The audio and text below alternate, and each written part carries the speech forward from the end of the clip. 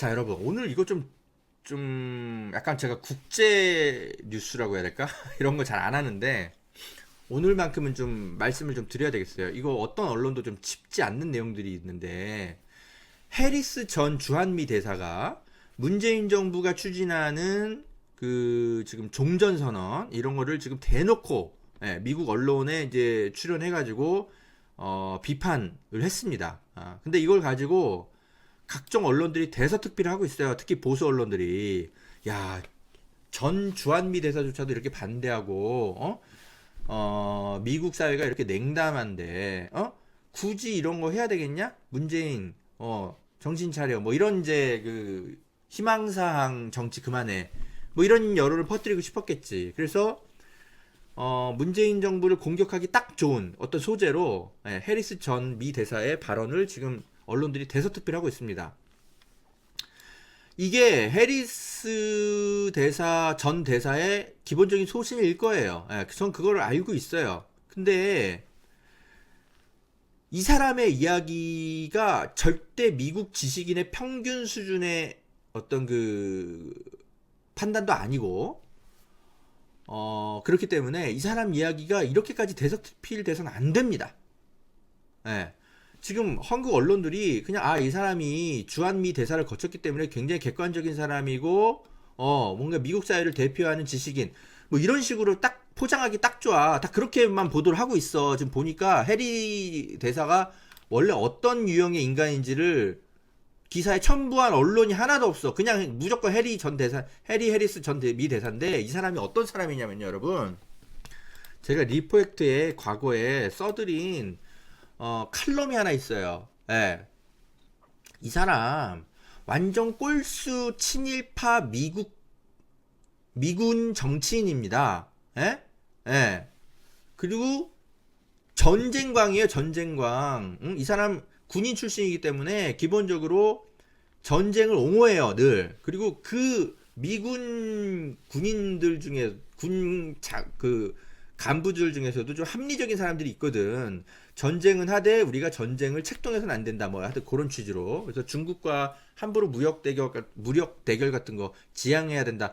이런 이제 군 간부들도 많거든요. 근데 이 해리스라는 사람은 어떤 사람이냐면 중국과의 대결을 막 부추기면서 이 사람이 예전에 태평양 사령부 무슨 제독 같은 거 했었거든요. 미국 태평양 사령부 제독 자리에 있었는데 2018년 4월 초까지만 해도 근데 이 사람이 굉장히 막 전쟁을 막 부추기는 발언 같은 거 굉장히 많이 했어요. 싸우려면 진짜 제대로 맞서 싸워야 된다, 중국이랑.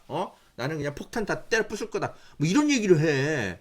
그래가지고 미국 사회가 발칵 뒤집히고 막 그런 일이 있었습니다. 그리고 이 사람 굉장히 친일파예요. 이 사람 왜냐면 일본하고 미국인하고 같이 결혼한 혼혈하거든요. 그렇기 때문에 이 사람 기본적으로 절반은 일본 사람이야. 그렇기 때문에 완전 친일파입니다. 그래가지고 이 사람이 한국의 주미대사로 임명되기 전에 바로 며칠 전에 이 사람은 무슨 행동을 했냐면 일왕이 수여하는 우길 무슨 훈장 있잖아요. 그거 받았던 사람이에요. 그거 받고 이렇게 아베랑 악수하고 나서 며칠 뒤에 한국에 와가지고 주한미 대사로 일하기 시작한 거예요. 어처구니가 없어가지고 제가 그 당시에 이거를 그 당시에 제가 우리 깨어있는 시민들이라도 좀 아셔라 하고 이걸 제가 그 당시에 보도를 했었어요. 2020년 1월 11일 날. 여러분 기억나십니까? 네. 이런 인간이에요, 얘가. 그리고 이 사람이 예전에 여러분 미국의 관타나모 수용소라고 기억나시죠? 고문으로 악명 높았던, 그래서 이라크 전쟁 포로들 이런 사람들 여기서 고문해가지고 증언 얻어내가지고 당시에 이제 고문 관련 프로그램 뭐 이런 거 운영한 어쩌고저쩌고 이런 것들이 나중에 알려졌죠. 미국 사회가 미국 사회뿐만 아닙니까? 세계가 다 깜짝 놀랐지. 어떻게 고문이 21세기에 미국 사회에 살아있을 수가 있어. 아무리 관타나모 수용소라 그래도 그렇지. 이때 당시에 이거 책임자가 해리스였어요. 여기 관타나모 수용소 관리하던 사람이에요. 그 사람이 어떻게 보면 일종의 전쟁 범죄에 그죠? 책임 있는 사람인 거죠. 미국이 일으킨 전쟁 범죄의 책임자.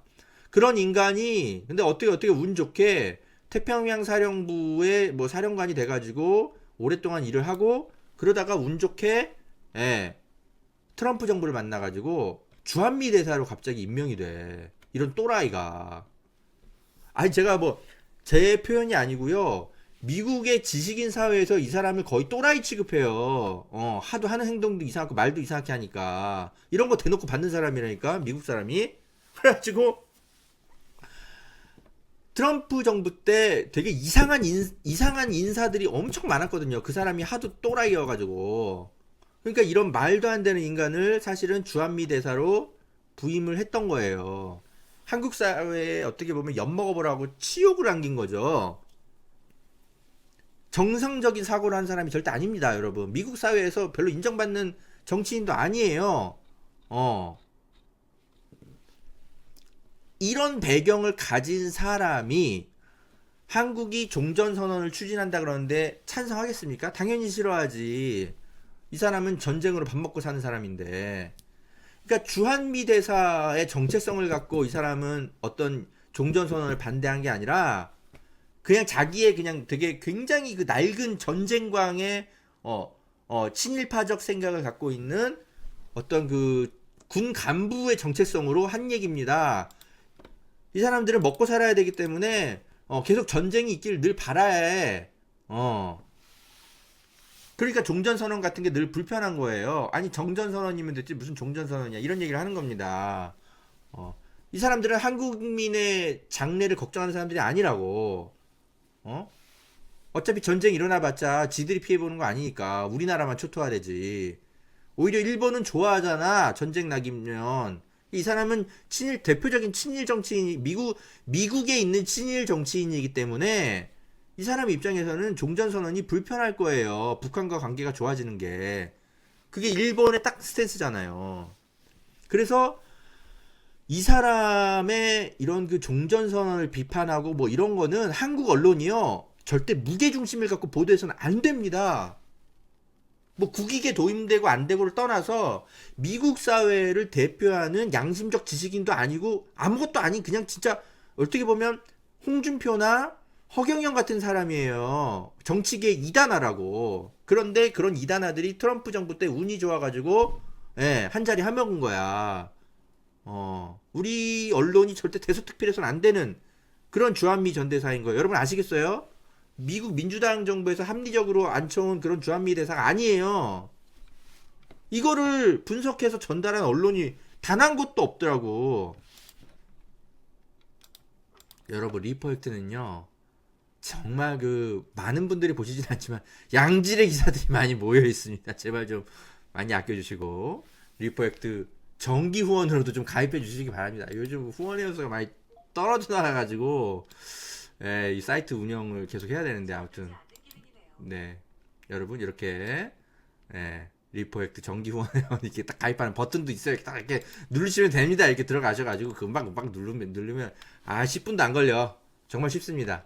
부탁 좀 드리겠습니다. 이런 글들을 리퍼액트에서 많이 쓸게요.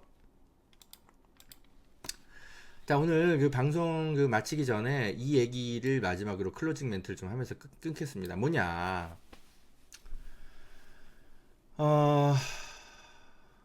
일본 대사관 앞에서 수요 시위 오랫동안 했죠. 30주년을 맞았습니다.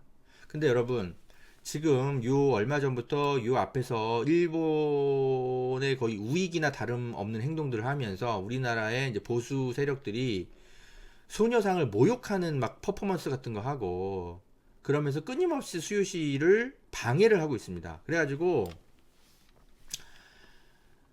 이제 이 정의연 이제 회원들이 야 어떻게 우리나라 국가가 이럴 수 있냐 이런 폭력과 혐오를 방치해선 안 된다 어떻게 이런 사람들을 계속 내버려둘 수 있냐 규탄한다 이렇게 기자회견을 했더라고요. 국가인권위원회 앞에서 맞는 말이죠.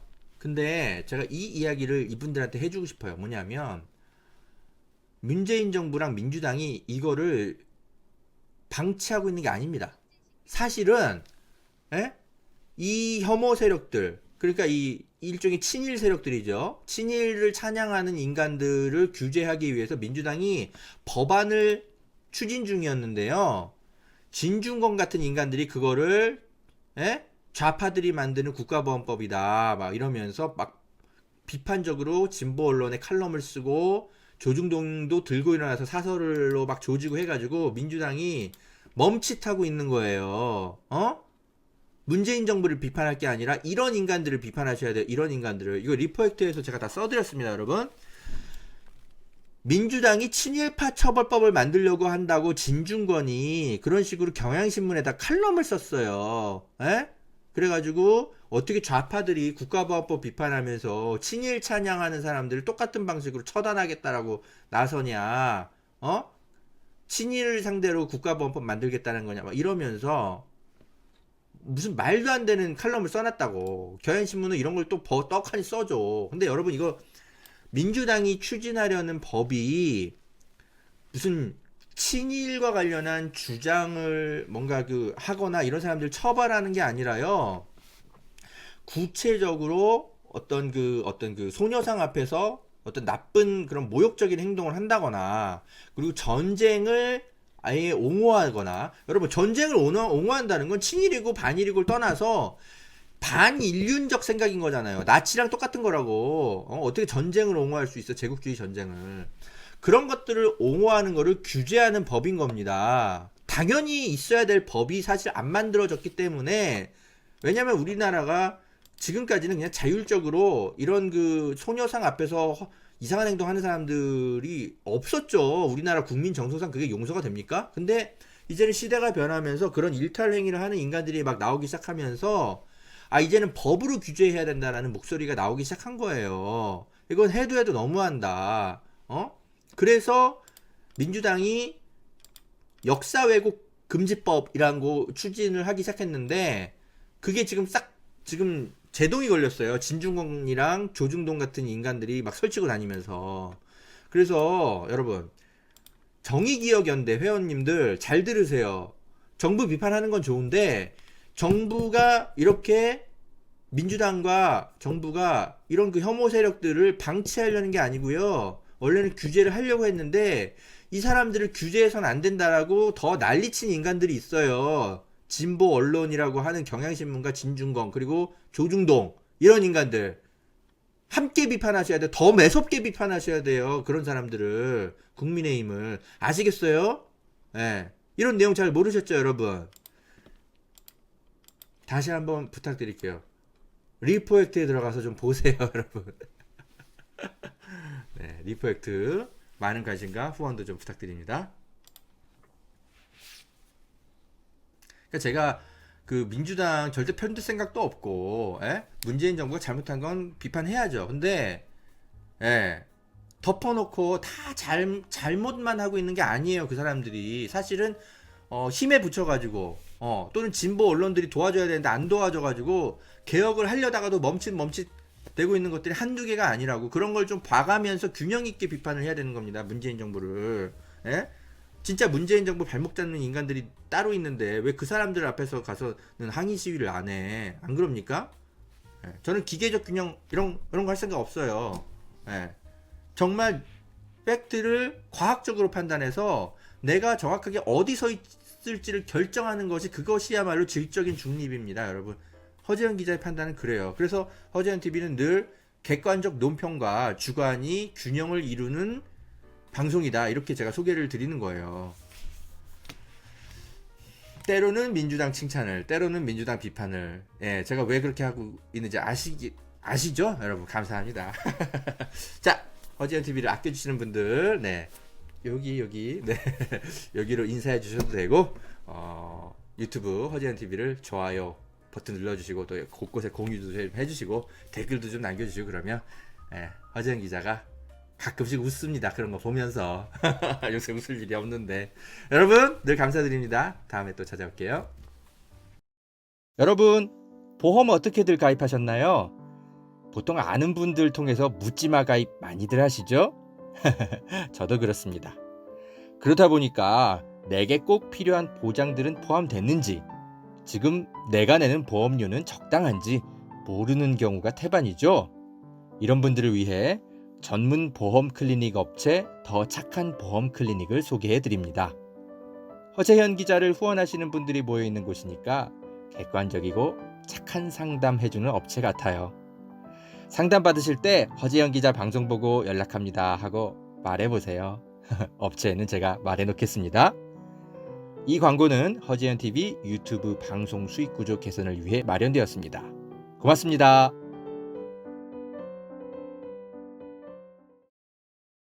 여러분, 산삼도 이제 저렴하게 드실 수 있는 시대라는 것 아셨나요? 산양산삼 한번 드셔보세요. 야생의 산에 산삼의 씨를 뿌려서 키워낸 삼이라 자연에서 나온 산삼과 효능이 똑같다고 하네요.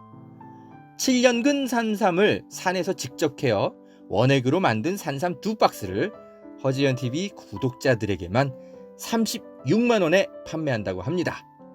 한 박스 아니고 2달치 먹을 산삼이 2박스에 36만 원인 겁니다. 물론 36만 원 적은 비용은 아니지만 여러분, 홍삼이 아니고 산삼입니다. 홍삼과는 또 다른 차원의 면역력 강화를 느끼실 수 있을 겁니다. 구매하실 수 있는 링크는 유튜브 댓글란 상단에 올려둘게요. 이 광고는 허지연 TV 유튜브 방송 수익 구조 개선을 위해 마련되었습니다. 고맙습니다.